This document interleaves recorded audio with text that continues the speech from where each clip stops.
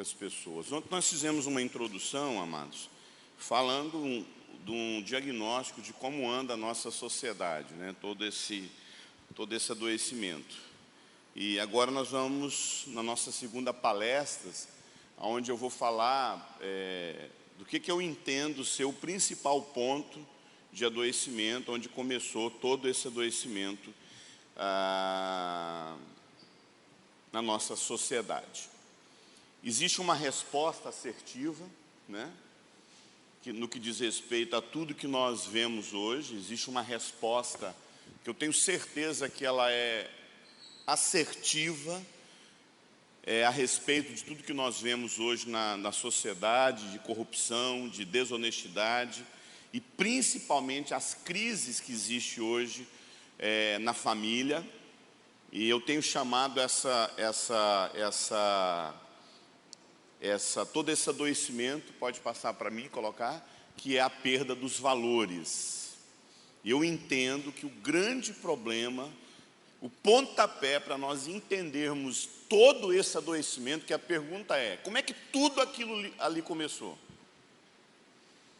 Como é que todo esse adoecimento da sociedade, da família, essa geração, como eu disse ontem, que perdeu a afetividade, essa geração, a era do vazio, nunca se ouviu tanta doença emocionalmente falando, nunca fomos tão emocionalmente adoecidos, nunca existiu tantos transtornos obsessivos como tem hoje, tantas compulsividades, uma geração extremamente levada ao divórcio. Como eu disse para você, de cada 10 casamentos, 6 vão se separar em 20 anos, e dos 4 que sobram, apenas 2 vão durar até o final da sua vida. Agora, como é que tudo isso começou? Eu falo que isso começou com a perda dos valores. A perda dos valores. Infelizmente, a grande ferida da nossa geração é a questão da perda dos valores. Eu queria que você lesse esse texto aí do Salmo 11:3. Olha só o que diz o Salmo 11:3. Quando os próprios fundamentos, você pode ir na apostila, a aula, eu acho que é a terceira aula, eu pulo uma aula aí, e depois vai a perda dos valores. Lá no índice você tem aí a perda dos valores. Olha só esse texto aí do Salmo 11:3. Quando os próprios fundamentos estão sendo destruídos, o que fará o justo? Vamos orar? Pai, mais uma vez, obrigado, somos gratos por estarmos aqui reunidos.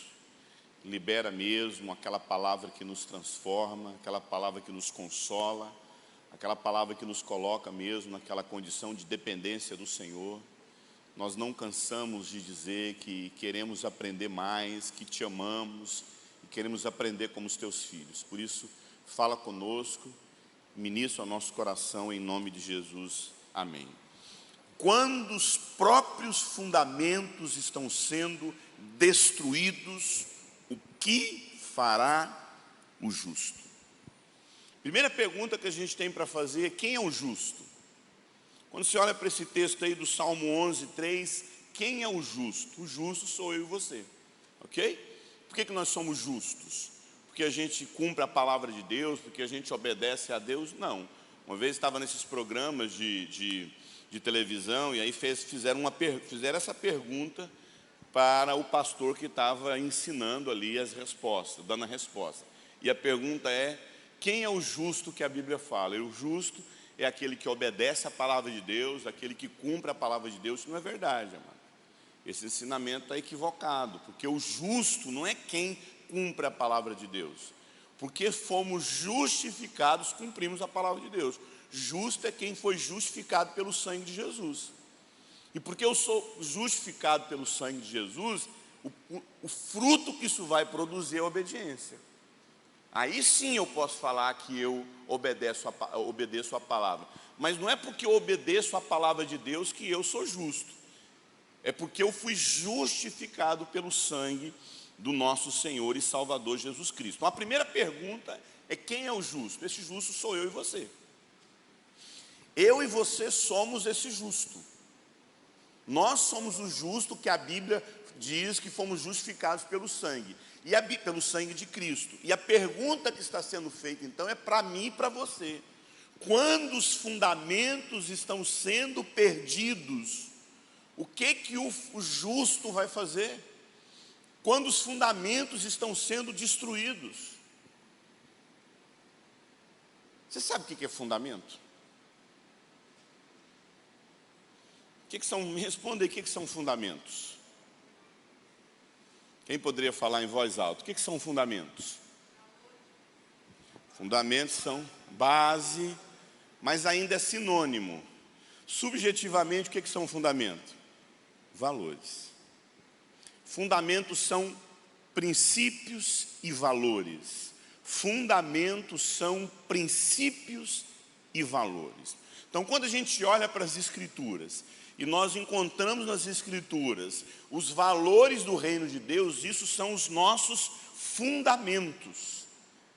Fundamentos, passa para mim, como eu disse, são princípios e valores que nós temos muito bem definidos. O pastor Marcos Souza Borges, o Cote, diz que muito mais do que uma transformação que nós precisamos na igreja, hoje nós precisamos experimentar uma transfundação. Eu vou repetir. Muito mais do que uma transformação, nós precisamos de uma transfundação. Como assim? Eu fui pregar uma vez numa cidade de Ibitinga, em São Paulo. Obrigado, querido. E lá em Ibitinga eu fiquei hospedado na casa de um grande amigo meu, se tornou um grande amigo meu, que é o pastor Péricles. E eu olhei na casa dele assim, havia muitas rachaduras na parede, E essas rachaduras, eu não sei se é possível por conta da câmera, eu sei que vai mudar as câmeras todas, mas eu tenho uma dificuldade enorme. Eu fico mais crente aí embaixo do que aqui em cima, entendeu? Como a gente vai passar a tarde toda, eu não sei se é possível eu descer. É possível, mas cai do enquadramento das câmeras, é possível. Teria como então, gente? Eu vou ficar mais ungido se eu ficar mais perto de vocês. Os irmãos poderiam me ajudar aqui? Pessoal que está ouvindo a transmissão aí, me perdoe. Eu vou ficar mais crente se eu descer. Essa distância me deixa assim meio deslocado dos irmãos. E agora eu estou mais crente, agora acabou, agora ninguém me segura não.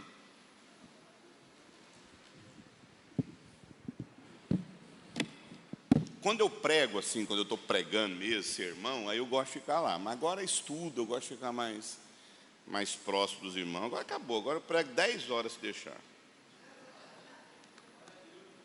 Vamos lá.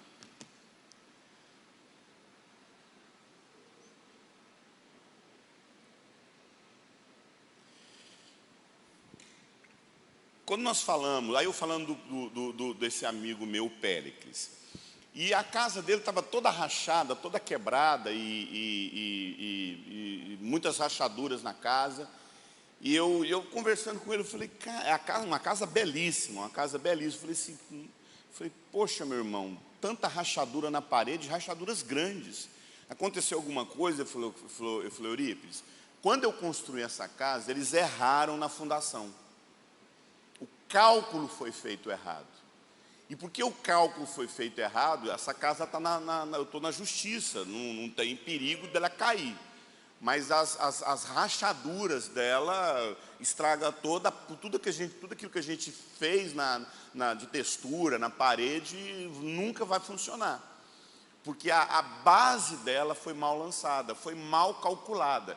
Então, estou na justiça, eles estão pensando em levantar a casa, vendo a possibilidade de levantar essa casa e jogar outra base, mas eu não quero. Eu quero outra casa. Inclusive, esse tempo atrás eu encontrei com ele em São Paulo, e ele falou que ganhou na justiça depois de muitos anos, e eles estão construindo uma outra casa, e ele já está mudando, acho que já mudou para essa casa.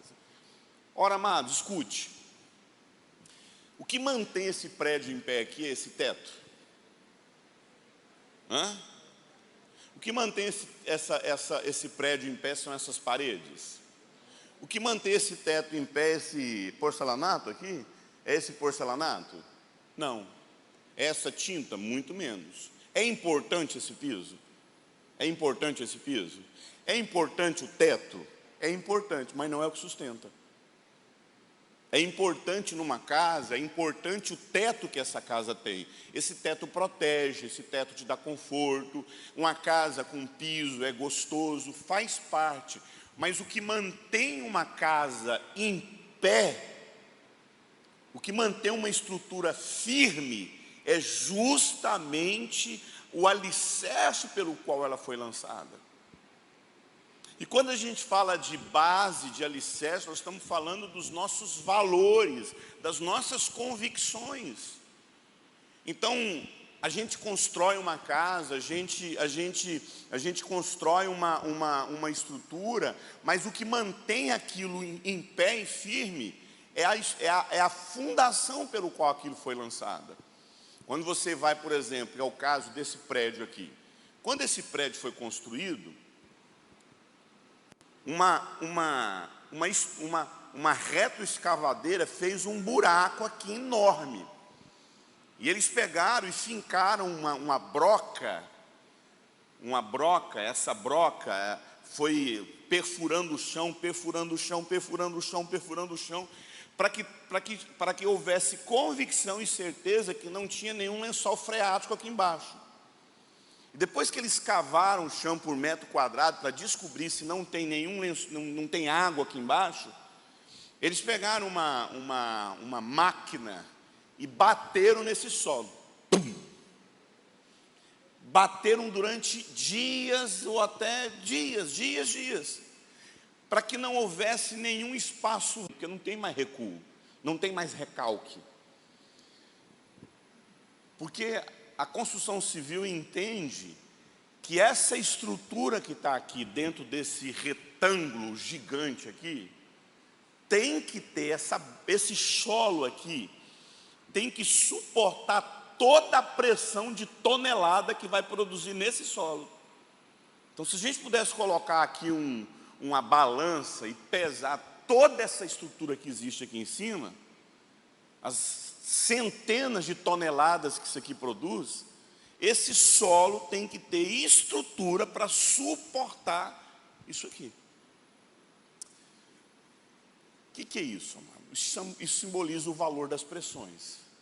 O que seria o valor da pressão, principalmente em cima daquilo que Jesus disse? Olha esse texto aí, passa para mim esse texto aí, pode passar. Olha esse texto, volta. Olha esse texto de Mateus 7, 24, olha só. Todo aquele que ouve as minhas palavras e as pratica será comparado a um homem prudente que edificou a sua casa sobre rocha. Ele edificou uma casa sobre fundamento. Então, fundamento é uma coisa, edificação é outra. Uma coisa é uma base, outra coisa é uma edificação. Edificar é aquilo que você constrói sobre a base. Comparado a um homem prudente que edificou uma casa sobre base, sobre fundamento, sobre rocha. Caiu a chuva, transbordaram os rios, sopraram os ventos, deram com força, deram com ímpeto contra aquela casa e ela não caiu, porque ela foi edificada sobre rocha. Todo aquele que ouve essas palavras, não as pratica, aquilo não é valor, aquilo não é um entendimento. Infelizmente, nós vivemos uma geração de muita gente que prega, mas pouca gente que vive. Nunca vivemos um tempo, amado, de tanto pregador, mas tanta falta de prática. Amado, a gente coleciona pregação.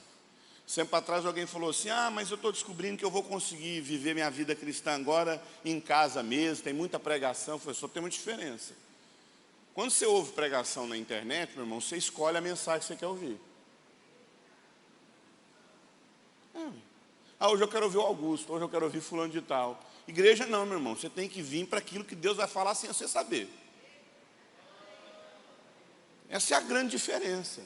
A grande diferença é você vir para uma reunião como essa, estar preparado para aquilo que Deus vai fazer contigo. Agora, lá no seu mundinho que você liga seu computador, eu escuto muita pregação, meu irmão. Mas nada me confronta mais do que estar sentado numa cadeira. Nada me confronta mais, não tem como, meu irmão, você sentar numa cadeira dessa e não ser ministrado por uma palavra de Deus para a sua vida. Não que a online não seja, mas lá você escolhe. Mas a palavra de Deus diz que existem pessoas que ouvem verdades, que ouvem palavra de Deus, mas não pratica. Praticar, escute. Prática é o ato daquilo que eu creio, não daquilo que eu desejo. Quando eu creio, aquilo é valor para mim. E a maioria de nós confundimos crença com desejo, valores com desejo. Exemplo, quando é que deseja esganar uns assim de vez em quando assim? Se eu pudesse, eu ia lá na garganta, afogar no vaso assim. Eu tenho desejo. Alguém perguntou se eu tenho vontade de largar de sua mulher? Nunca, e matar já. Largar nunca, matar já tive. Sabe aquele versículo da Bíblia, aquela parte lá de Atos dos Apóstolos, que o Espírito Santo matou Ananias e Safira? Não tem lá na Bíblia, não fala? Tem uns que interpretam diferente, mas está lá na Bíblia que Ananias e Safira morreu porque mentiu. Quem já teve uma sensação, assim, Deus, o senhor podia começar a agir assim lá na igreja de vez em quando, assim, tinha umas pessoas assim que o senhor podia promover num culto, assim, ó. Sabe aquele culto assim que o irmão vai morrer? Foi glória a Deus, irmão. Foi cedo, foi tarde, né? Mas isso é desejo, sim ou não? Mas isso é valor? Isso é convicção? Não é. Eu tenho desejo de emagrecer. E por que a gente não emagrece? Que isso não é uma convicção. Se for convicção, age. De modo que a gente não é guiado por desejo. Eu vou usar um exemplo mais difícil: aborto. 100% de nós aqui tem aversão ao aborto. 100%, todo mundo aqui tem pavor de pensar em aprovar aborto, sim ou não? Mas na hora que o desespero bate, que a sua vida vai ter que tomar proporções totalmente diferentes por conta dessa criança, aquilo que a gente falou como sendo verdade muda radicalmente. Tem mulher que fala: olha, eu não sei porquê, pastor, quando eu vi, eu abortei meu filho. Tá, aquilo era um desejo de nunca abortar. Mas na hora que o fato acontece, o que vai ser praticado não é o que você deseja, o que vai ser praticado é aquilo que você crê. Você passa a praticar aquilo que você crê. Nós não somos fruto dos nossos desejos, nós somos fruto das nossas crenças. Você não faz o que você deseja, você achava que você fazia o que você deseja. Você faz o que você crê, meu irmão.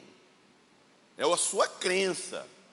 Por isso que a crença é o que nos move. Jesus falou: olha, essa pessoa fez o que ela fez, é porque ela não pratica, que não é uma prática, que não é um hábito na vida dela. Todo aquele que ouve essas palavras e não pratica será comparado a um homem insensato, que edificou sua casa sobre a areia. Caiu a chuva, transbordaram os rios, sopraram os ventos, desceram com ímpeto contra aquela casa, e ela desabou, sendo grande a sua ruína. Me responda: essa casa caiu por conta do vento, por conta da água, ou por conta da chuva, ou por conta do alicerce? Errado. Então a culpa não foi o vento. A culpa não foi os rios. A culpa foi o quê? A base mal lançada. Vamos pensar em Brumadinho. O que aconteceu em Brumadinho foi fruto de um rejeito de minério muito pesado, ou por conta de uma estrutura de alicerce que não suportava aquela pressão? A estrutura que não suportou a pressão. Não é os rejeitos de minério, não é aquela quantidade de minério que produziu aquilo, é uma estrutura que não suporta suporta aquela pressão. E é isso que eu quero que você entenda. Os problemas da nossa vida, eles não nos derrubam. Não é o problema que te derruba. Não é a tentação que te fez cair. Não é a falta de dinheiro que abalou seu casamento. Não são os filhos que destroem um casamento. Tudo isso é areia, tudo isso é chuva, tudo isso é vento, tudo isso é rio, tudo isso é pressão que vem. O que faz a nossa vida ficar do jeito que ela está é a nossa estrutura de valores que não está definida, que não suporta a pressão. Vida profissional, vida ministerial, faculdade, tudo isso é pressão na nossa vida. Mas não existe algo que mais pressiona você do que o casamento. Não existe. Querido, não existe um homem, uma mulher, se eles forem sinceros uns com outros, eles dão conta de uma igreja difícil, eles dão conta assim de membros complicados, eles conseguem liderar uma igreja com muito problema, desde que a relação dos dois esteja resolvida. Meu irmão, se a relação desses dois estiver mal resolvida, o problema mais bobo dessa igreja destrói o casal. Então não é a falta de dinheiro que está acabando o seu casamento. Não é o temperamento difícil do seu marido que acaba seu casamento. Não são os filhos que acabam o nosso casamento. É a nossa cultura de valores. É quando a pressão vem sobre nós, que nós estamos dizendo se nós suportamos. O problema aqui não é o rio, o problema aqui não é o vento, o problema aqui é a base que foi mal lançada. Então significa, amado, que Jesus mostra para mim e para você que homens sábios e homens tolos edificam casas. Construir casas não é privilégio de pessoas sábias, tolos também edificam casas. Você ter um projeto de vida, você elaborar um casamento, você pensar em casar com alguém. Então, quando uma pessoa olha, vou usar um exemplo. Quando você olha, você está solteira, você quer casar? Casamento é alicerce ou é construção? Construção. Paulo não casou. Casamento é uma construção. É algo que você vai construir. Você vai construir um casamento sobre uma base, sobre valores. Você pode muito bem não casar, mas ter valores muito bem definidos dentro de você, convictos. Faculdade é uma construção ou é um alicerce? Eu quero ouvir. Aí, tá vendo? Nesse ponto a gente consegue chegar à conclusão mais rápido. Casamento não é valor. Faculdade e casar com alguém não é um valor. Relacionamento é valor. É base. Porque alguém pode estar casado sem ter nenhum valor. Então, uma moça que quer casar. E ela vê um rapaz. E o critério para esse casamento acontecer é se ele tem dinheiro, se ele é de família rica, se ele é inteligente, tem vários cursos acadêmicos, se ele tem um corpo escultural, e aí coloca lá. E o seu objetivo é valor. Isso é valor. Isso é valor.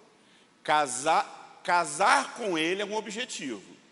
O que me leva a casar com ele, que são os valores.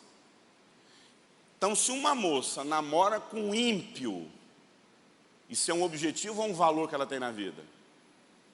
É um valor que ela tem na vida. Então, quando alguém namora um ímpio, ela está dizendo que não é valor para ela um homem cristão. Não é valor para ela.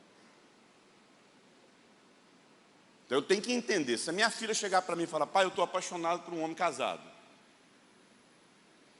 Pai, eu estou querendo namorar com um rapaz. Não, pai, ele não tem nada a ver com Deus, ele odeia crente, odeia igreja. O que ela está dizendo para mim? Que aquilo para ela não tem valor. Não tem valor um homem cristão para ela. Uma moça que namora com um rapaz namora com a moça, e ele não quer saber nada a respeito da opinião dos pais. Isso é um objetivo ou é um valor? Isso é um valor que ela tem. A opinião dos pais dela não significa nada. A pessoa quer fazer faculdade.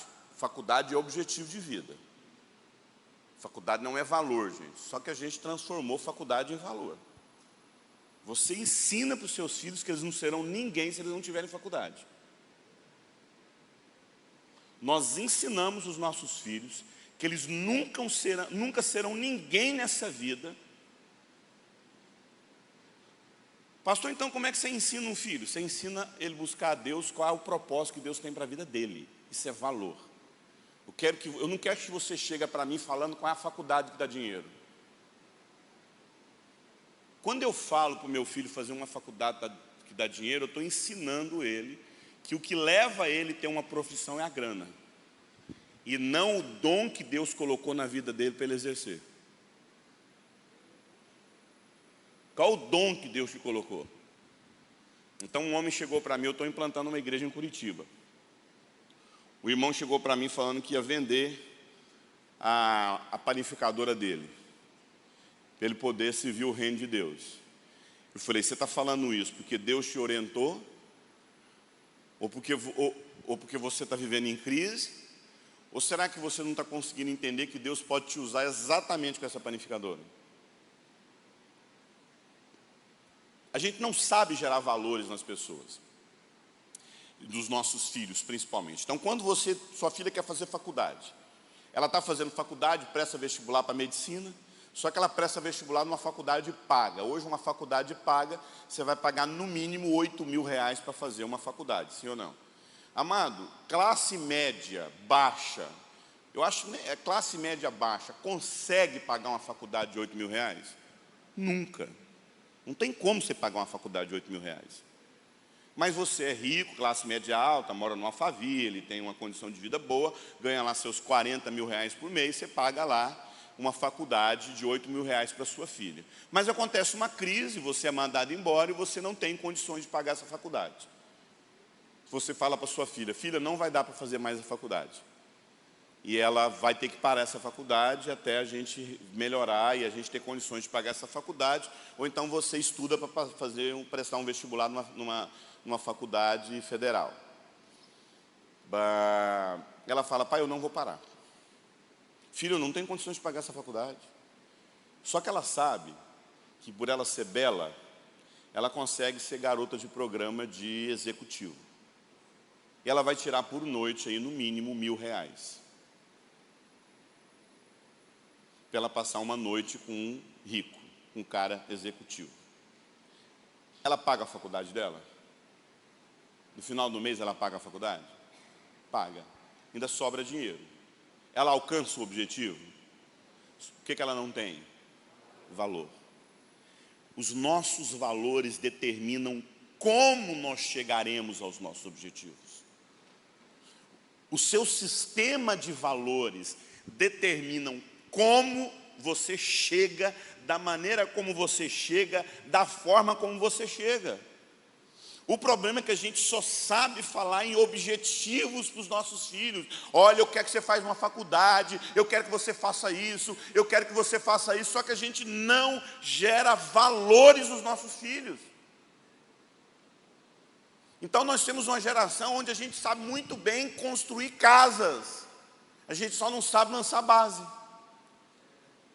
Nós somos uma geração que a gente sabe cobrar, exigir que as coisas sejam construídas, realizadas, mas entenda, quando você olha para essas duas casas, eu não vejo diferença nessas duas casas.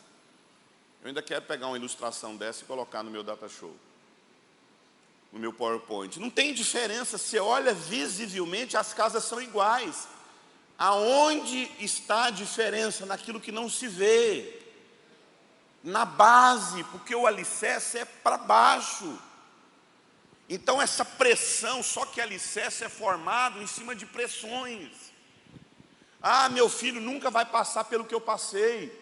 Querido, o caráter que você tem, o que você passou foi o que formou quem você é. Só que nós somos uma geração que a gente quer que os nossos filhos cheguem nos objetivos só que eles não estão preparados. Você pega, por exemplo, uma faculdade hoje. Amado, hoje uma pessoa um estudante entra na faculdade com 15 para 16 anos. E um ser humano, na nossa geração, com 16 anos indo para a faculdade, ele não está preparado. Então a gente fica lá, todo mundo feliz, meu filho com 16 anos, só que você está assinando embaixo atestado de ateísmo para o seu filho. 90% dos pais que chegam para mim dizendo que o filho desviou quando? Quando entrou aonde? Porque não tem estrutura para suportar a pressão que a faculdade faz, não tem valores definidos. E a gente quer celebrar o diploma, a gente quer celebrar que os filhos fazem aquilo, mas não está tudo desviado. Não suporta a pressão do que é uma faculdade pressionando o cara a ser ateu. Todos os pais, é a mesma reza. Meu filho, depois que entrou para a faculdade, não está bem na igreja mais, desviou, enfraqueceu da fé. Claro, meu irmão, é muito bombardeio marxista. É muito bombardeio de ateísmo. Sem falar na pressão do pecado.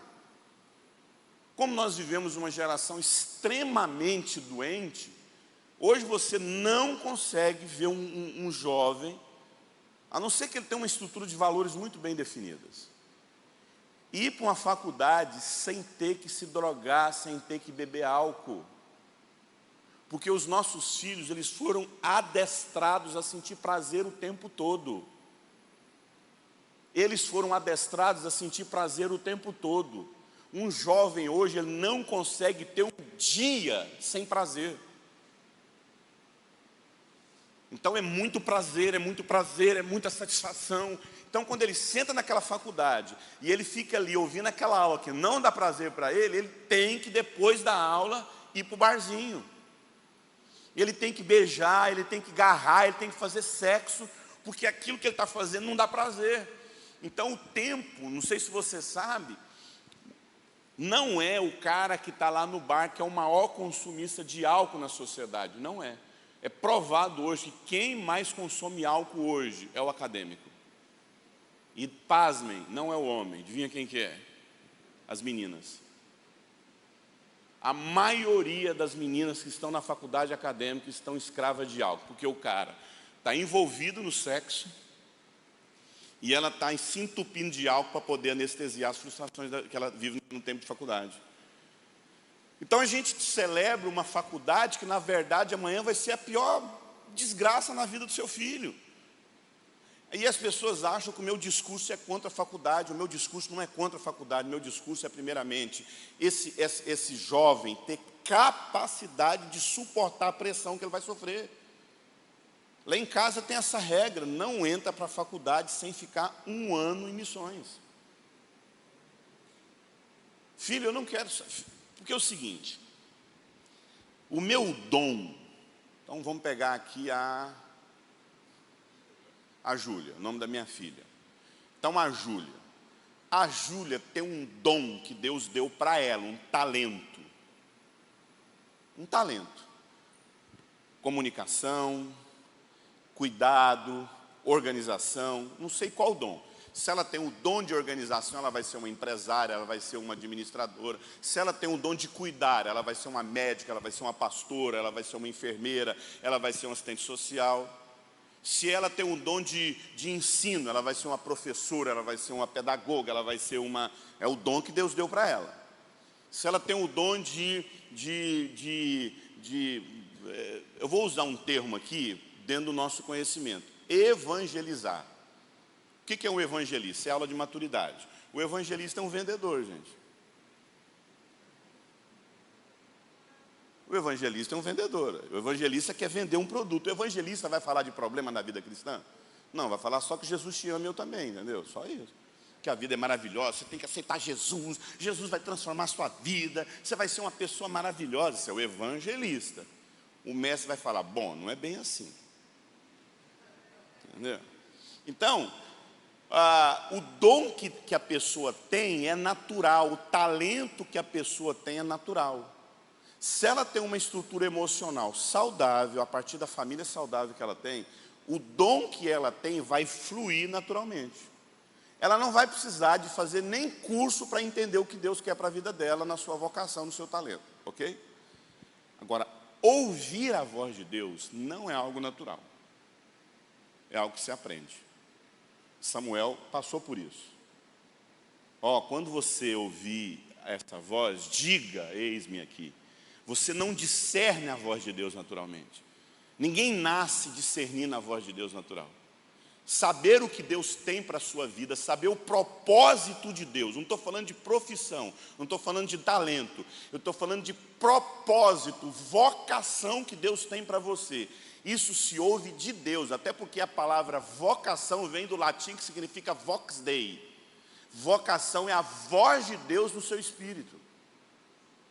Só que isso se aprende, isso não se nasce naturalmente. Por isso eu crio meus filhos com essa mentalidade. O seu talento, a sua profissão vai nascer naturalmente. Mas amar a Deus e obedecê-lo, você tem que aprender. Por isso a minha preocupação com você, meu filho João Pedro, minha filha Sara, minha filha Júlia, é como vocês vão amar, aprender a ouvir a voz de Deus e obedecer e amar a Deus. Profissão todo mundo aprende naturalmente. Amar a Deus se ensina. Amar a Deus é algo que você transmite. Amar a Deus é algo que seus filhos precisam ver em você, aprender com alguém. A gente aprende a ouvir a voz de Deus com o outro. A gente aprende a amar a Deus com o outro. Então, João Pedro, pai, eu estou pensando em fazer, eu lembro que foram várias coisas, né? Pai, eu quero ser advogado. Pai, eu quero ser militar.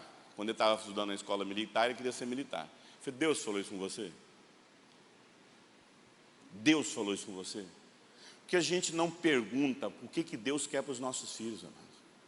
A gente fica perguntando o que a sociedade quer para os nossos filhos. E desde que seja algo que dá dinheiro. Detalhe, vou falar algo pesado aqui. O nome disso, isso tem um nome, essa profissão. Quando eu pego aquilo que Deus me deu, o meu dom, e eu só exerço isso através de dinheiro, qual é o nome disso? Prostituição. Você está ensinando seu filho a ter uma mente prostituta.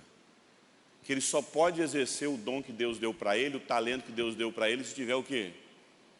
Não. Uma vez um pai chegou para mim e falou assim, pastor, meu filho está querendo ser bibliotecário. Isso dá dinheiro, pastor? Eu falei, uma coisa eu sei, ele vai ter contato com muita gente. Talvez é isso que Deus quer que ele tenha. Assistente social. Qual o pai que deita assim pensando, nossa, meu filho vai ser assistente social, olha que maravilha. Meu filho vai trabalhar nas comunidades cuidando de gente. Meu filho vai trabalhar lá, o sonho que eu tenho para o meu filho é ele ir para um conselho tutelar.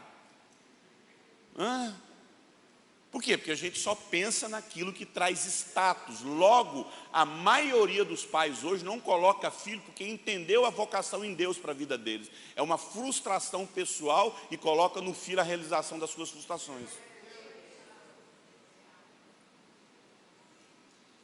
Não ouve Deus. A Bíblia fala que os nossos filhos, eles são como flecha na mão do arqueiro.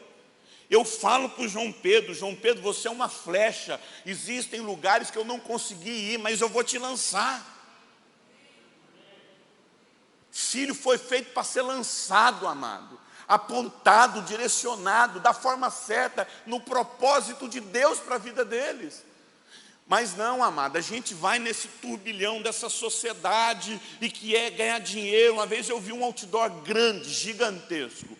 Faça odontologia e seja rico. Eu falei, pelo amor de Deus.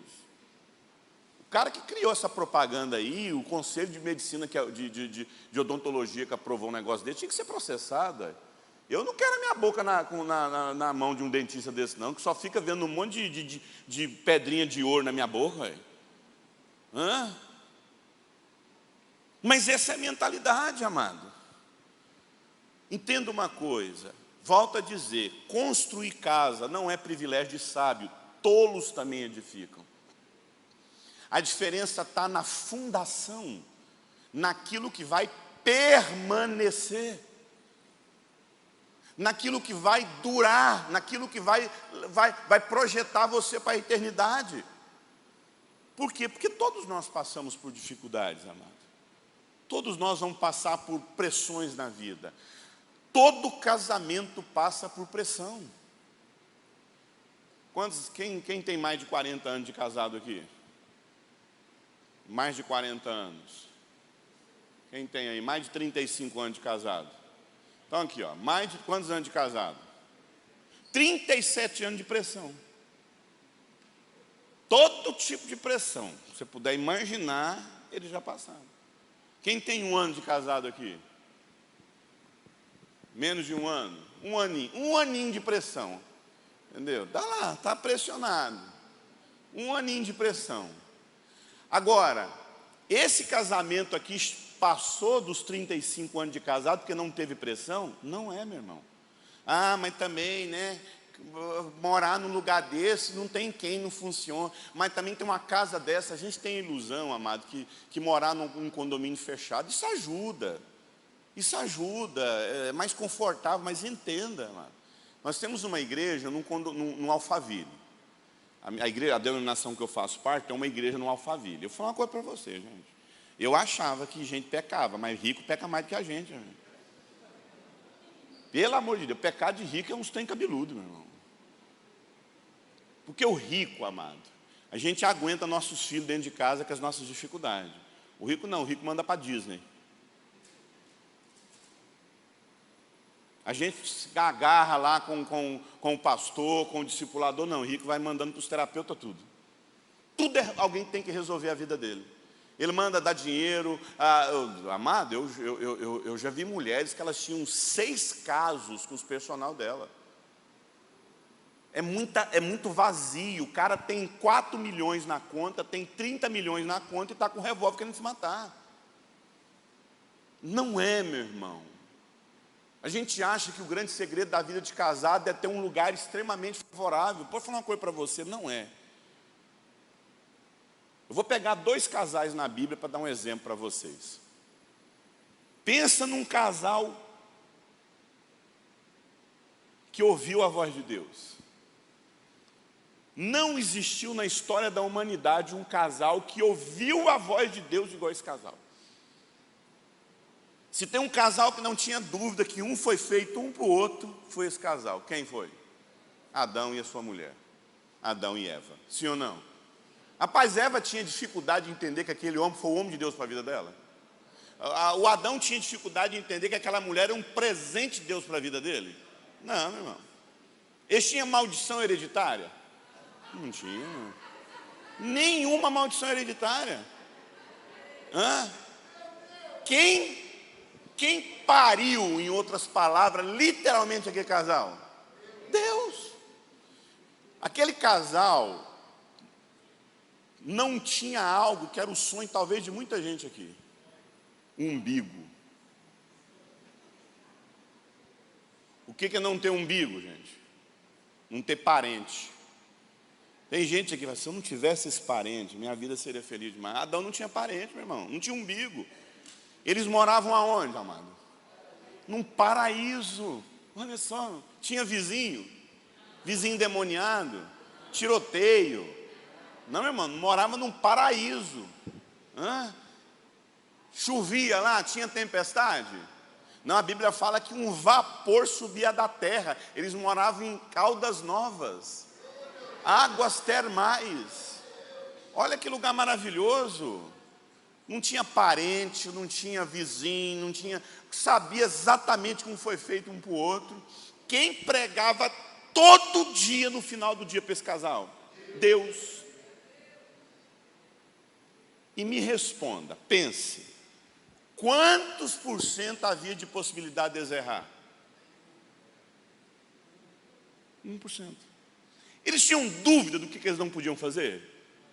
Eles tinham dificuldade de entender, eles falaram assim, não entendi o que o Senhor quer para mim, Deus. Deus falou, você não pode comer isso aqui, ó, tá aqui, ó.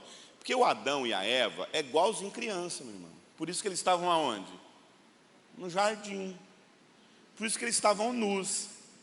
Criança, e fala assim, não pode tomar essa água.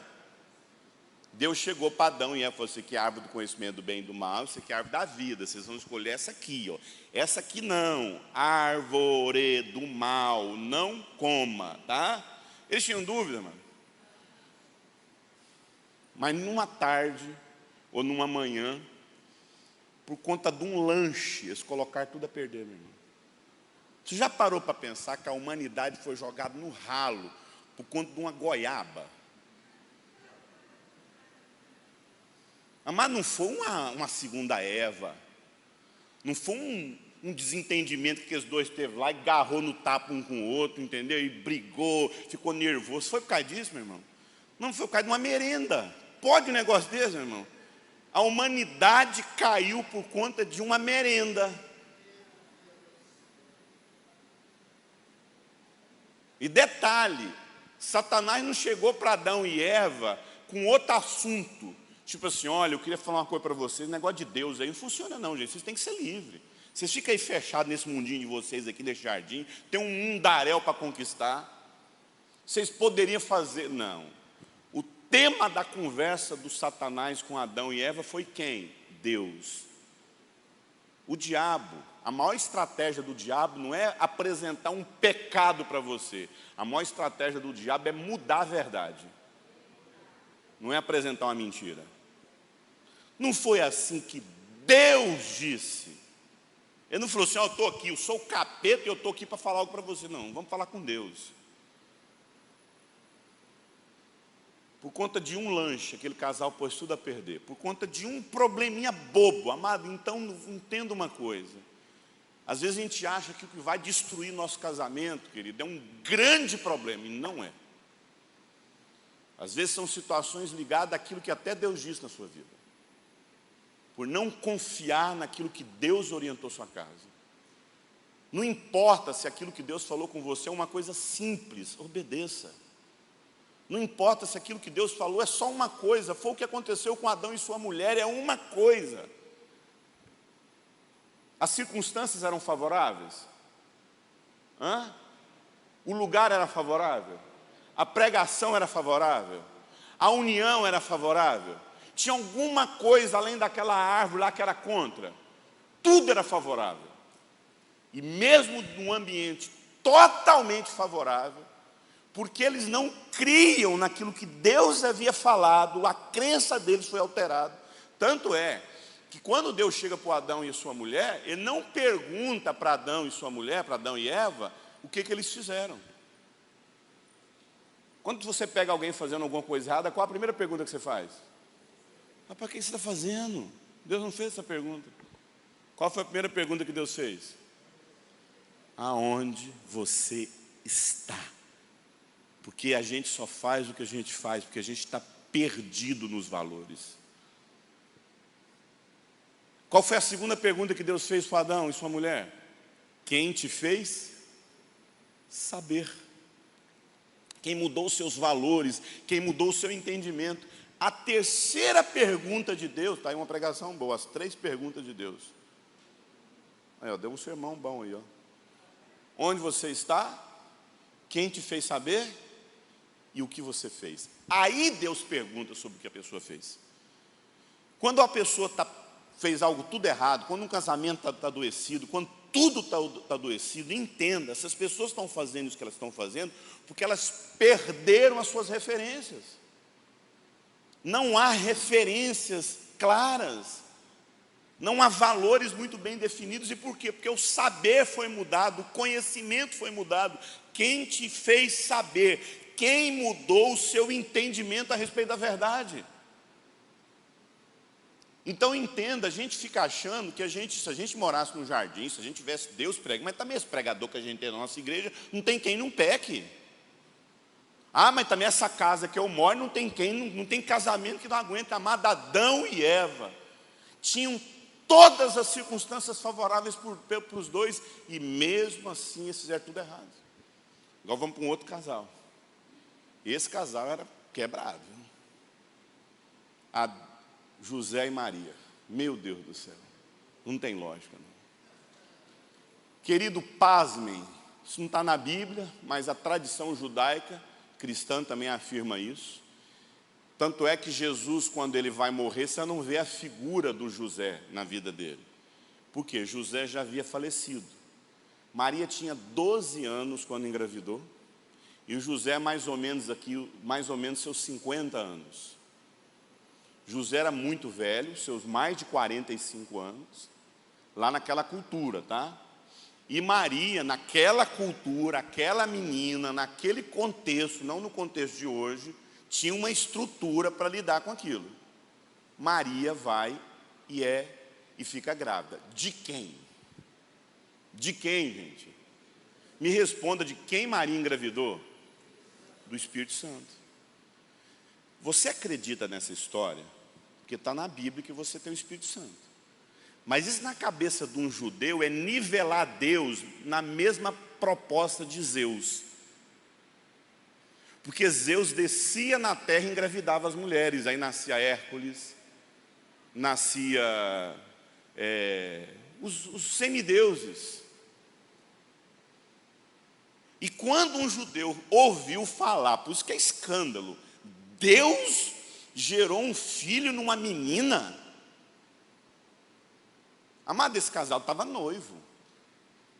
Seja sincero, se fosse eu e você, a gente não fazia isso nunca não, mas Deus não tem cabeça de fazer um negócio desse não, ué. Como é que Deus vai lá e pega uma menina de 12 anos e engravida ela? Esperar se casar, ué. Aí na hora lá, os dois vão lá, faz o casamento, e na noite de núpcias, só que os dois estão ali, o anjo, parou. Você não vai tocar nela, porque eu vou gerar, o que eu vi da parte do Senhor dizer, que o Espírito Santo vai envolver ela, e o filho que vai ser gerado nela vai ser o Salvador. Pronto, engravidou ela está lá grávida de Jesus, e o José ouviu tudo aquilo, apareceu junto com ele lá o anjo não apareceu só para Maria, apareceu para os dois juntos, o José ia aceitar, esse menino ia nascer e não ia ter problema. Mas como é que Deus me inventa de engravidar uma menina dessa? Ainda noiva, com 12 anos de idade. Circunstâncias contrárias ou favoráveis? Não sei se você sabe, Jesus, acharam recentemente um sítio arqueológico da aldeia de Nazaré. Jesus, se nascesse nos dias de hoje, seria um menino de rua numa favela muito pobre, numa comunidade muito pobre. Jesus nasceu numa comunidade pobre. José, a gente acha nos filmes que ele era um carpinteiro fazendo móveis. Não tinha móveis naquela época. Tudo era de barro, mesa de barro, estante de barro, cama de barro. Ele fazia, sabe o que era? Ele fazia canga daquele jugo de boi para parar a terra, fazia equipamento de plantação. Uma vida simples, favorável ou contra? Contra. Ela corre lá para a casa da prima dela, e José ela quase é apedrejada, porque ninguém acreditava e não tinha como. Tanto é, quando você vai ler lá na árvore genealógica de Jesus, a maioria de nós não presta atenção nisso. Lá fala, Jesus, aquele que todo mundo dizia, filho de José. Está lá na árvore genealógica, Jesus, aquele que todo mundo dizia, filho de José. Na cabeça de todo mundo, quem tinha engravidado José? Jesus. Quem tinha engravidado Maria? José. Jesus, na cabeça de toda a comunidade, era filho bastardo. Logo, ele era rejeitado por todos, porque a lei judaica diz que o bastardo não tinha herança em nada. Por isso que ele era o mais rejeitado de todos os homens. Esse papo que Jesus, a comunidade aceitou, a gente vê isso no filme, não era, a comunidade rejeitou aquela criança. Aí Maria está grávida, faltando pouco tempo para ganhar neném, acontece o que, amado? Um censo. E José tem que levar ela para onde? Para onde? Para Jerusalém, né? Para se cumprir a promessa que foi falada pelo profeta, porque ele deveria ir para Belém. José pega essa menina, coloca em cima de um jumento. Agora você imagina a sua filha, a sua esposa, com 9 meses para ganhar neném, já beirando os 9 meses, atravessando um deserto todo para chegar numa cidade, em cima de um jumentinho. Circunstâncias contrárias ou favoráveis? E quando José chega naquele lugar, o que ele ouve o tempo todo de cada lugar que ele vai hospedar a sua esposa? Para ganhar? Não, não, não, não. Circunstâncias contrárias ou favoráveis? E o Filho de Deus nasceu aonde, gente? A gente fala estrebaria porque é mais bonitinho, manjedoura porque é mais bonitinho. Não, amado, é coxo. É lugar de bicho comer. Circunstâncias contrárias ou favoráveis? Agora, me responda. Como é que pode um filho de Deus nascer numa circunstância dessa? Para mostrar para mim e para você que quando você obedece à voz de Deus, as piores circunstâncias, o propósito de Deus pode ser cumprido. Então para de culpar circunstâncias do seu casamento não está dando certo. Para de dizer que se você tivesse uma casa boa, um salário bom, uma vida boa, uma condição melhor, sua vida seria melhor. Não é a circunstância favorável que faz a gente viver uma vida saudável, não é. É crer nos valores que Deus está comunicando à sua família. José e Maria creram naquela promessa, e apesar da circunstância, dos não que eles receberam, das más interpretações, eles cumpriram exatamente o que Deus tinha para aquela família. Então o que eu quero dizer a respeito de crenças e valores? Põe isso na sua cabeça. Quando a gente fala de crenças e valores, é exatamente isso, amado. É o que vai guiar a sua vida.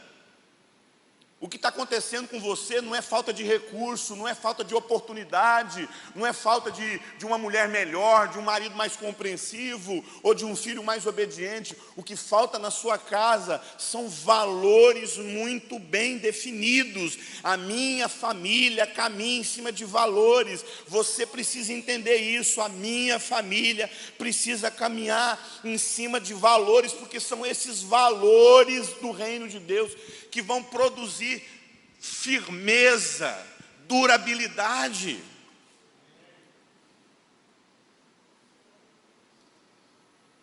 A verdadeira obra, amado, não é o que a gente faz. Verdadeira obra, entenda. A verdadeira obra não é o que a gente faz. A verdadeira obra é aquilo que Deus faz na nossa vida. Olha só, esse texto passa para mim. Segundo a graça que me foi dada, lancei o fundamento como prudente construtor. Olha só o que o texto fala. Como prudente construtor, o texto diz que ele lançou o fundamento. Eu acho que o laser não funciona em painel, né? Funciona. Segundo a graça que me foi dada, lancei o fundamento como prudente construtor. Outro é o que edifica sobre ele. Então, existe um fundamento, existe uma edificação. Cada um, porém, veja como edifica. Então, o texto está dizendo que existe uma edificação, mas tem uma base. A gente preocupa muito mais com aquilo que a gente vai edificar. A gente olha para o rostinho bonitinho, para o cabelo espichadinho, para o corpo bombadinho, mas não para pensar qual é o valor que essa pessoa tem.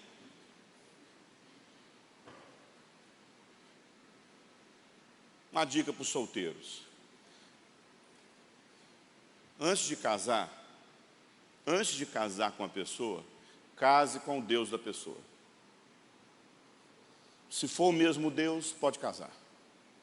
Antes de casar, case com os valores da pessoa. Se for os mesmos valores, pode casar.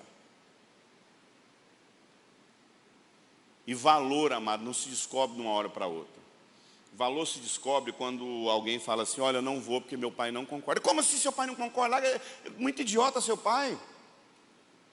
Ah, mas como sua mãe não concorda? Pô, brincadeira, hein? Que pai mais quadrado você tem. Pois é, o cara que faz isso é o que vai fazer com você também no futuro.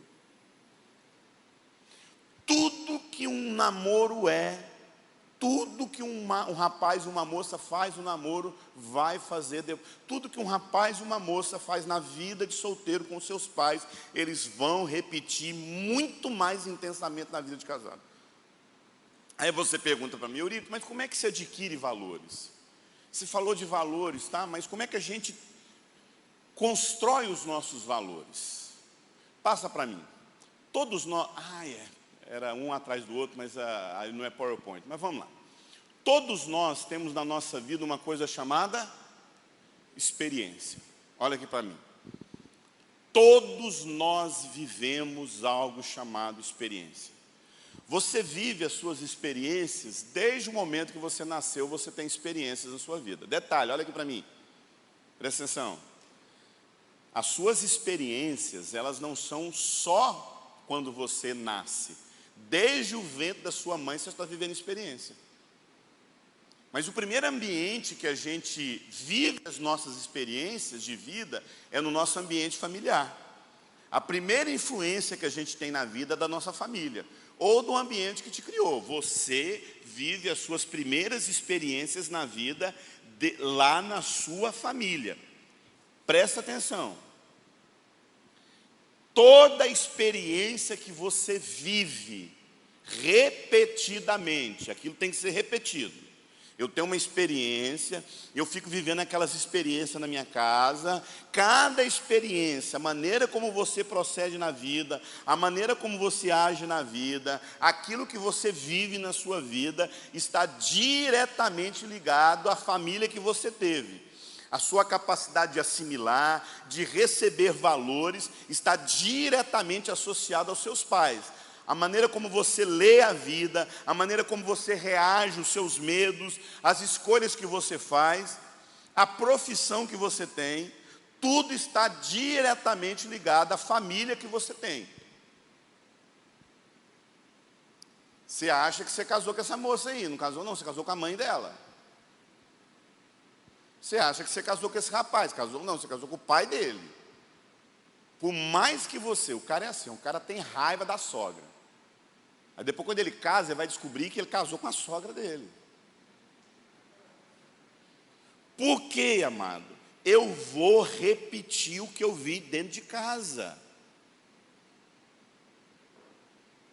E se a gente não entender que aquilo que os nossos filhos fazem é justamente resultado daquilo que ele está vendo dentro de casa.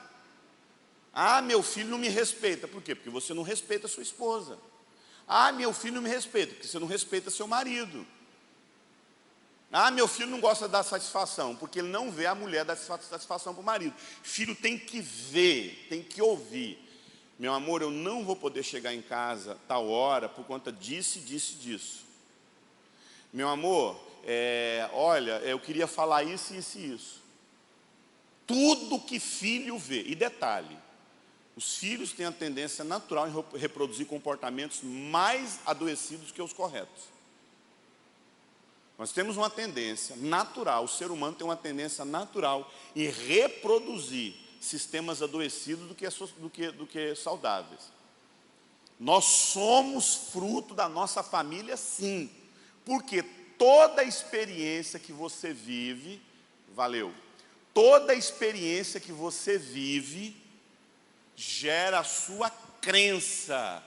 Aquilo que você crê é resultado das experiências que você tem, a experiência que você vai vivendo.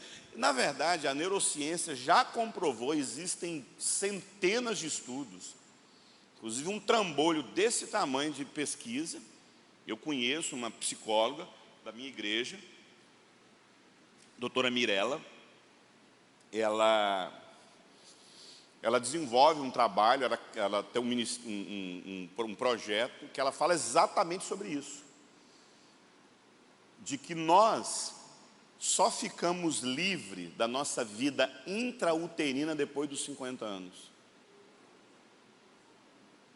que até os 50 anos de idade nós somos ainda resultados da vida intrauterina.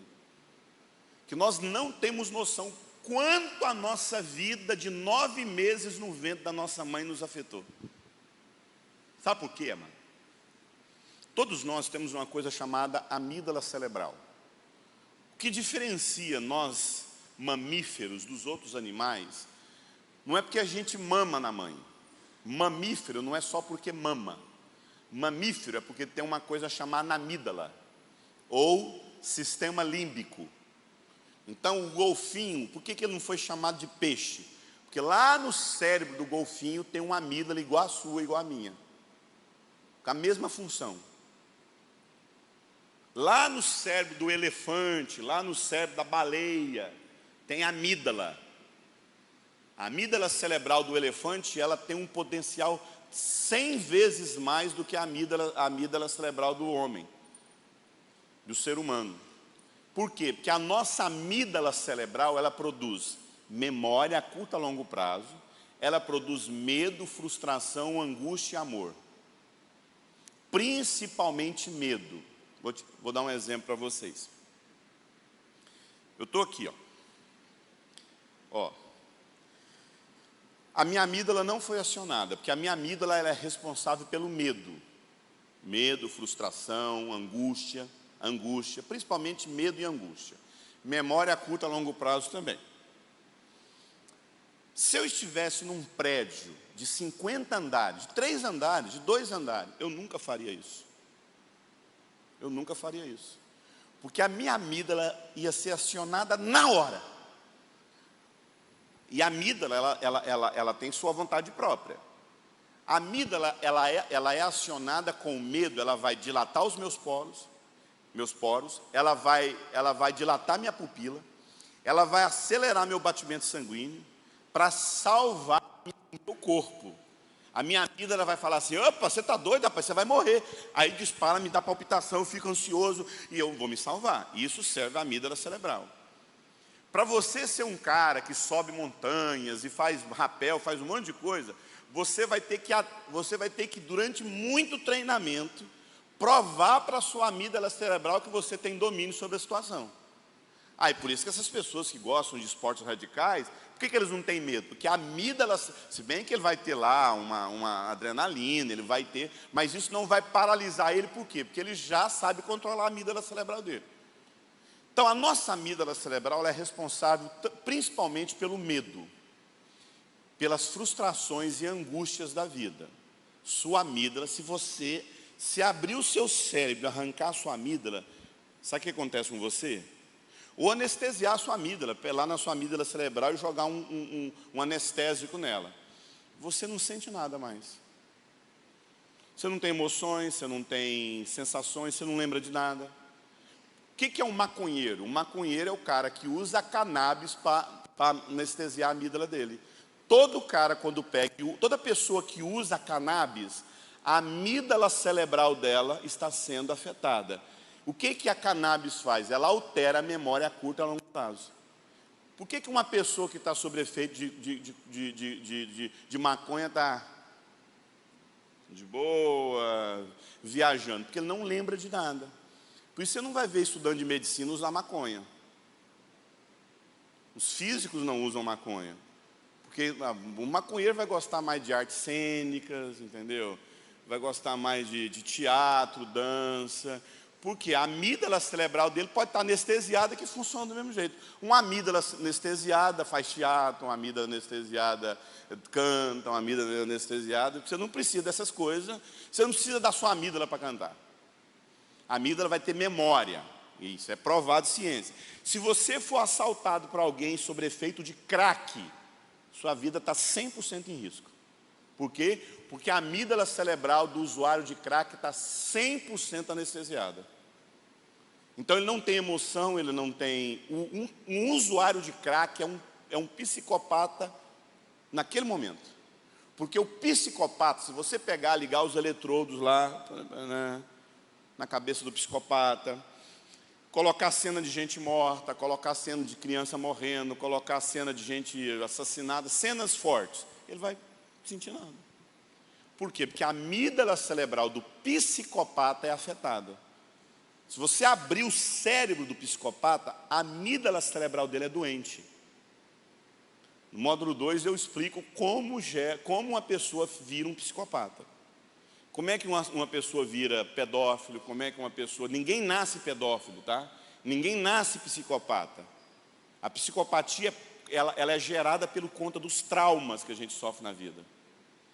As psicoses, elas nascem através dos traumas que nós sofremos na nossa vida. No módulo 2 eu trabalho só sobre trauma. Mas o que eu quero falar é da sua amígdala cerebral, que curiosamente falando, a neurociência provou que a amígdala cerebral de uma mulher está ligada à amígdala cerebral do bebê. Tudo que passa na amígdala cerebral da mulher acontece na amígdala cerebral da criança. Se a mulher tem medo, a criança tem medo. Se a mulher sofre trauma, a criança sofre trauma. Crianças nascem traumatizadas. Porque o susto que a mulher leva, a criança leva também. O pânico que a mulher está vivendo, a criança vive também. A rejeição que a mulher sofreu do marido, do pai, do filho, a criança sofre. Porque a amígdala cerebral dela é ligada à amígdala cerebral da mãe. Você nunca ouviu falar sobre o gêmeo, o gêmeo sobrevivente? O que é o gêmeo sobrevivente? O gêmeo sobrevivente é a criança que tinha um irmão gêmeo do lado dele.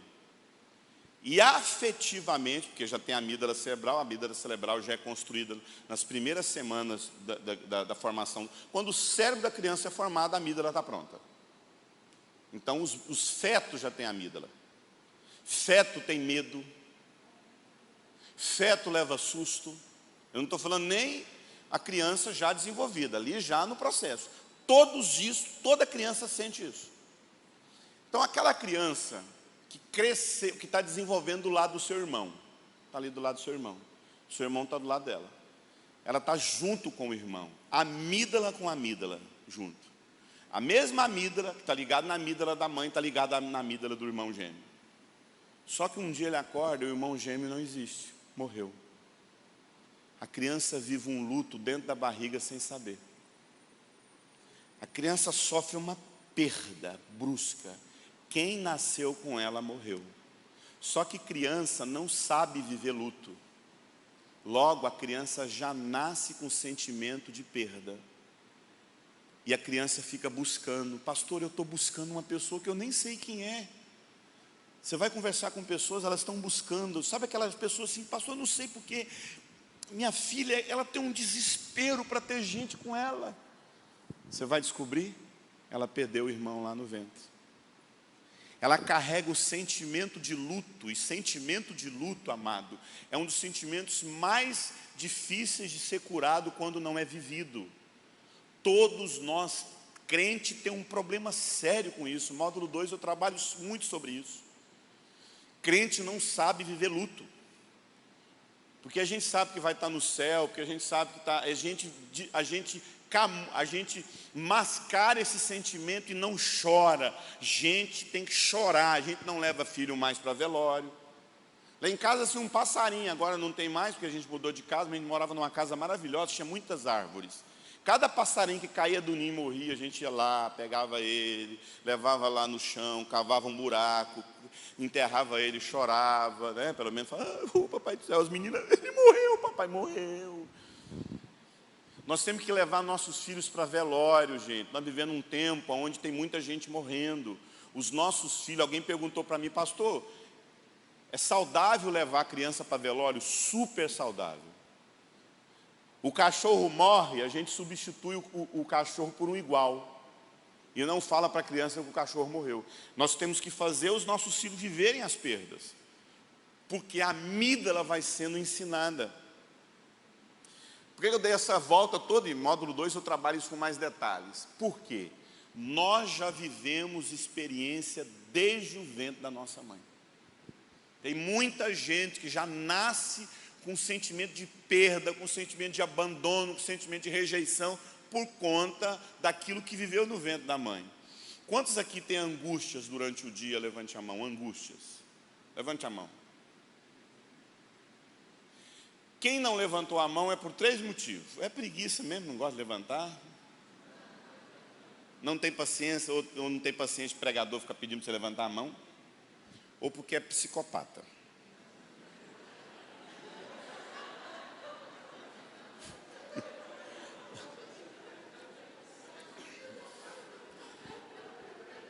O que é psicopata? Psicopatia é aquela pessoa desprovida de afeto. O psicopata que pega a pessoa, joga no tanque, derrete a pessoa, pica em pedaços, joga no tanque, derrete a pessoa, vai para o sofá comer lanche, assistir Grey's Anatomy. Não é. Esse psicopata, ele é 0,18% da sociedade. 27% da sociedade tem psicopatias. Nem toda pessoa que tem psicopatia é psicopata. O que é psicopatias? Pessoas que não desenvolveram afetividade na vida. E eu vou explicar para vocês com quem que a gente desenvolve afetividade? Com o pai e com a mãe. Como a mãe não está em casa, nós criamos uma geração de pessoas psicóticas. O que é angústia? Angústia é quando você deveria ter visitado alguém e não visitou. Quando você deveria ter devolvido o livro que você pediu emprestado e não devolve. Quando você tem que pagar uma conta e não tem dinheiro para pagar. Quando você tem que conversar com seu filho, não tem tempo. Quando você trabalha o dia todo, chega em casa, não tem tempo para estar com seus filhos. Quando você deveria ligar para uma pessoa que você... O que é angústia? Angústia é quando você deveria fazer algo por alguém e não consegue fazer, você se sente angustiado. Quem tem angústia aqui? O psicopata não sente isso. Agora presta atenção. Angústia tem cura. Ele está com máscara e teve Covid. Deixa eu explicar para você como é que cura angústia. A gente cura angústia assim, ó. Cara, te amo, você é meu amigo. Angústia é curada ouvindo. Ouvindo, abraçando, o toque. Os seres humanos mais angustiados na vida são os bebês.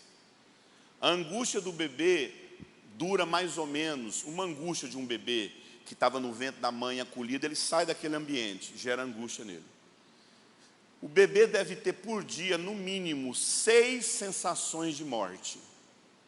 Todo bebê tem por dia 6 sensações de morte. Porque o bebê pensa que está morrendo quando ele percebe que a mãe não está junto com ele. Porque ele pensa, o bebê acha que é um órgão da mãe. Todo bebê acha que é um órgão interno da mãe. Quando esse órgão foi cortado, ele pensa que está morrendo. Tanto é que há muitos anos atrás, há 20 anos atrás, vocês lembram de crianças que morriam durante o sono? Você sabe por que elas morriam? Porque o cérebro da criança dava uma falha e acreditava que ainda estava ligado ao cordão umbilical da mãe. E ele morria sufocado, porque o cérebro acreditava que ainda estava recebendo oxigenação pelo cordão,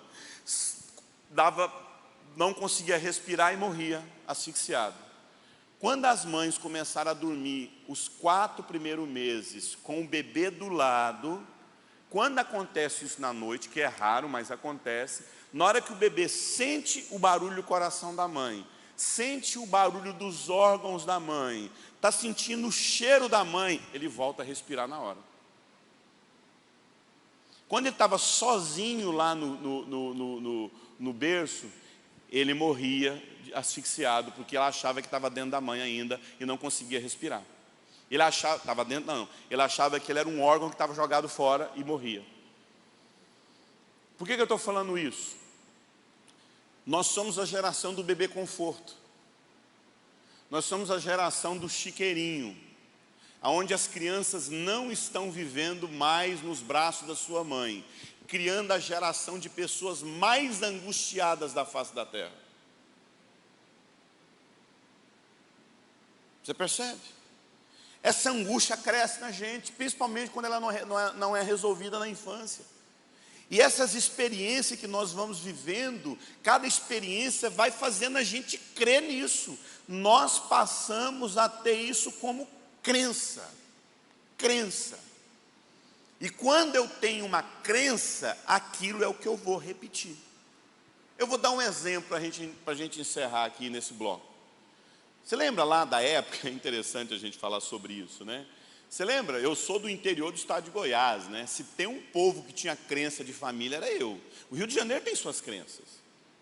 E pesada, gente. Não tem noção do que é um carioca casando com um goiano. Alguém tem noção do que é um carioca casando com um paraíba? O carioca fala que todo mundo que é do Rio de Janeiro para cima é paraíba, né? Então, vocês têm noção. É um mundo, é desesperador. O meu mundo é outro mundo da Usana. Eu lembro quando eu cheguei, o goiano, vou falar uma coisa assim, vocês não vão acreditar. O goiano acredita que falar bom dia é coisa de gay. O goiano acredita que quando você chega no estabelecimento comercial e fala assim, por favor, bom dia, você poderia ver, isso é coisa de gay, coisa de viado, isso, né? Então eu lembro quando eu comecei o namoro com a minha esposa, eu chegava na farmácia, vê para mim, ela fala bom dia para a pessoa primeiro. Ah, é verdade, bom dia, meu querido. Andando de van aqui, né? Andando de van. Próximo, lá no Goiás, hoje não tem mais van lá, né? Mas quando você andava na van, você falava, próximo! A pessoa já parava. Eu gritei próximo, próximo! Eu falei, o que é isso? Você poderia falar, ô moço, por favor, você poderia parar no próximo ponto? Para que falar isso? É coisa de gay, falar um negócio, por favor, por favor. Crença.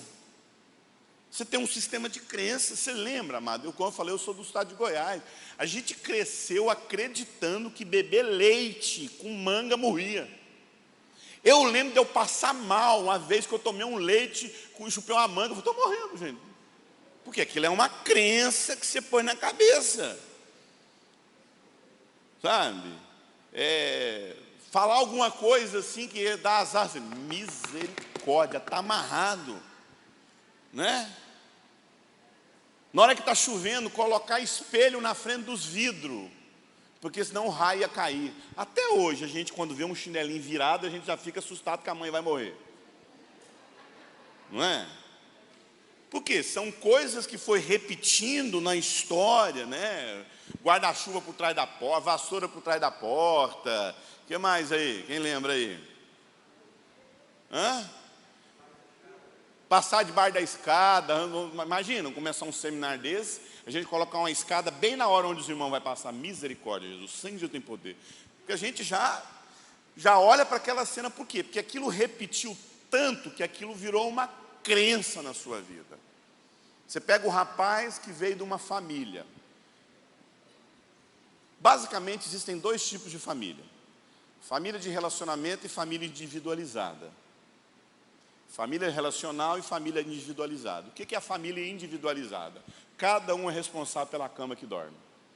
Cada um é responsável pela comida. Geralmente famílias que todo mundo trabalha. Todo mundo fez faculdade, todo mundo tem seu emprego, todo mundo trabalha.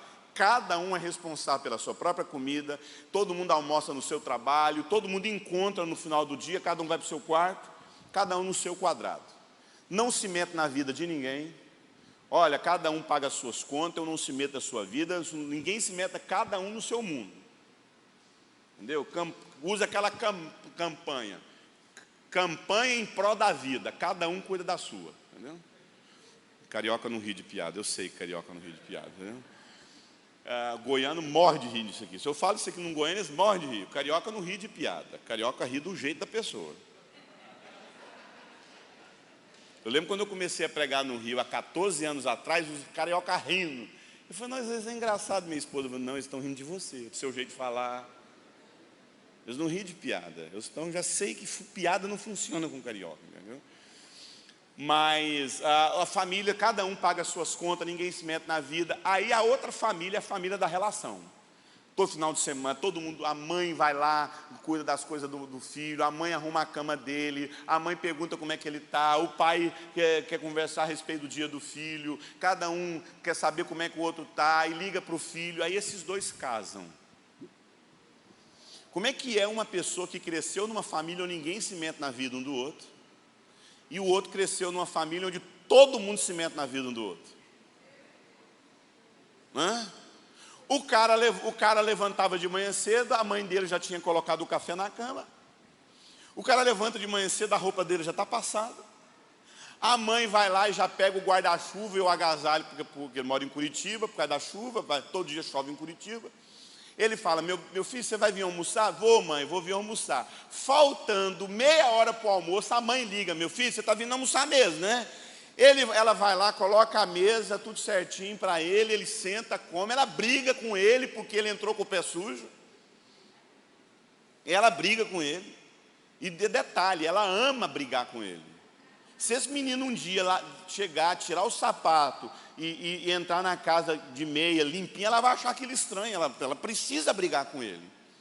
Ela precisa dizer que só ela carrega aquela casa nas costas. Ela gosta daquela vida, é aquilo que faz ela ser mãe. Ela gosta de cuidar de neto, ela gosta de cuidar da casa. Aquele menino cresceu naquela casa onde tudo gira em torno de quando ele chega no final do trabalho, ela vai lá e dá o lanche para ele. Pá. Aí ele começa a namorar uma moça, que o pai é empresário, que a mãe é professora, que o pai trabalha fora, a mãe trabalha fora, ela trabalha fora. Cada um é responsável para arrumar a sua própria cama, cada um é responsável para fazer o seu próprio lanche, a sua própria comida. E aí ela não conta nada disso para ele? Conta. Olha, eu não cozinho, eu odeio cozinhar. Lá em casa cada um fazia a sua própria comida. E ele vai falar o quê? Oh, meu amor, eu te amo. Claro, meu bem, não, eu te amo você do jeito que você quer. Isso é convicção ou é desejo? A gente é guiado pelas nossas convicções ou pelos nossos desejos? Só que ele está seduzido pelo desejo. Ele acha que é o desejo dele de não querer uma mulher que cozinha, de querer uma mulher que não faz nada para ele, mas afinal de contas eu amo ela vai fazer tudo que eu vou fazer tudo que ela quer, eu vou cozinhar para ela. Amada, a neurociência já comprovou que quando a gente está apaixonado, nós estamos literalmente na mesma condição do viciado, do dependente químico. Amada, eu lembro, Osana morava no Rio de Janeiro e eu morava em Curitiba. Eu ligava, ficava 4 horas no telefone com a Osana. Por quê? O dependente químico. Eu preciso dela mais. Sabe, a dependência química. O estado de uma pessoa apaixonada é o mesmo estado de um dependente químico. Ele está literalmente insano. As faculdades mentais dessa pessoa estão completamente comprometidas. Tanto é que depois que as pessoas casam, ela fala, pastor, eu não vi isso. Por quê? Porque você estava dopado. Amada, a dependência química, o vício na vida de alguém pode durar, o vício da paixão dura 9 meses. O vício da paixão. Depois que você casa, o seu estado cerebral entra no estado normal. Vai durar assim, já acabou, vocês já começaram a enxergar a coisa que vocês não enxergavam antes. Já começou já. Mas esse estado a pessoa vive. Aí a pessoa vai e casa. Aí ele vai lá, vem da lua de mel, né? Ainda no estado de demência, ainda, sabe, avançado, ainda não veio para o estado normal. Aí eles vêm da lua de mel, feliz da vida. Aí ele levanta de manhã cedo. Ela trabalhou demais e ela pôs na cabeça agora que ele vai trabalhar. Que ela quer dar uma descansada. Ele levanta de manhã cedo, ela está dormindo, né? Aí ele levanta de manhã cedo, assim, ela dormindo. Aí ele vai lá na cozinha. Dá uma olhada, parece que está faltando alguma coisa. E vai lá na roupa dele, abre o guarda-roupa, cai tudo em cima dele. Aí ele vai lá, passa. Oi, meu bem. Não, meu amor, estou passando aqui a roupa. Dá meio-dia, ele vem. Meio que ninguém liga para ele, para saber se ele vai almoçar. Aí quando ele chega em casa, na hora do almoço, ela está dormindo ainda. Amado, isso vai durar aí uns 3, 4 meses. Aí ele vai começar a agir, não em cima do que ele desejou, em cima do que ele crê. O que ele crê? Que a mãe dele cozinha. esse casamento ele vai amadurecer se os dois começarem a serem funcionais. Se ela começar a prestar atenção nele e ele começar a prestar atenção nela. Você quer adoecer esse casamento? É quando ele migra para a mãe de novo. Aí ele vai para a mãe dele, viver com a mãe dele o que ele não vive com a esposa. Aí esse casamento já está fadado já a adoecer. Quando um cara pega a mãe e substitui, ele quer uma mulher que fizesse tudo que a mãe dele faz. Como ela não faz, ele vai para a mãe. Aí, em vez dele ir para a casa dele, ele começa a ir final do dia para onde? Em vez dele, final de semana, aguentar aquela comida ruim que a mulher dele que a mulher dele faz, ele, final de semana, vai para a casa de quem? Da mãe. Você está vendo que no final a gente é guiado pelas nossas crenças. E por quê? Porque foi repetido isso na nossa vida.